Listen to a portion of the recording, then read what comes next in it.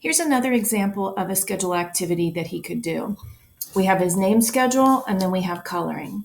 So his name activity, not schedule. His name activity is this. I showed it to you in a video before. Let me show you how he does it.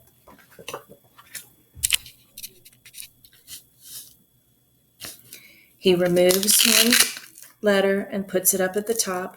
He removes another letter, puts it up, removes another letter. So he would be sitting at a table with you next to him, and then he puts them back on. Now, if you want to rearrange them to make it a little harder, you could do that. And he has to look for the D over here to find the D to put on, A, and then his A. You can remind him the names of the letters. I know he knows them already, but you can go over the names of the letters.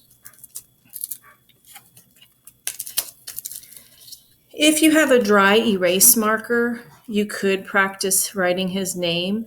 You would have to hold on to his hand and hold his hand as you practice writing his name. He does enjoy practicing writing his name. I didn't send home a dry erase marker, but if you have one at home or can get one, you could try that.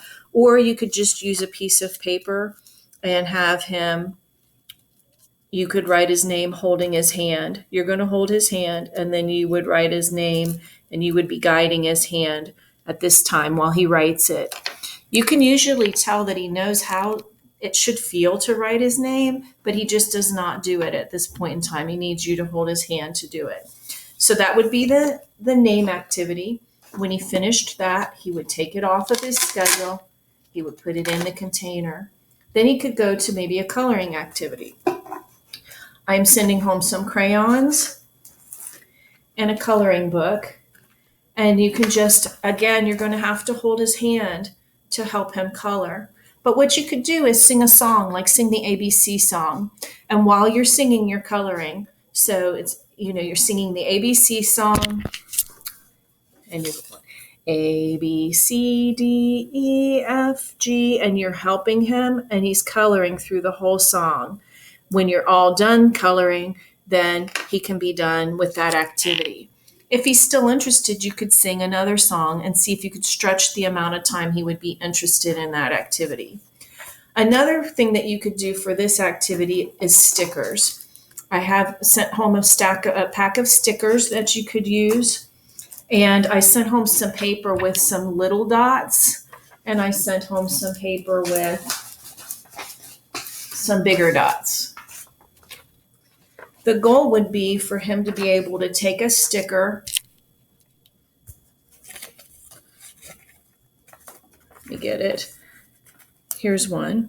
I would put it on his hand, and he would take it off of his hand and try to stick it on here. Now, you are probably going to have to guide him to being able to do it. You can stick it on his other hand and have him try to get it off and see if he can put it on here. At first, if he just puts it on the paper, that's fine. You could put it on the paper in the coloring book,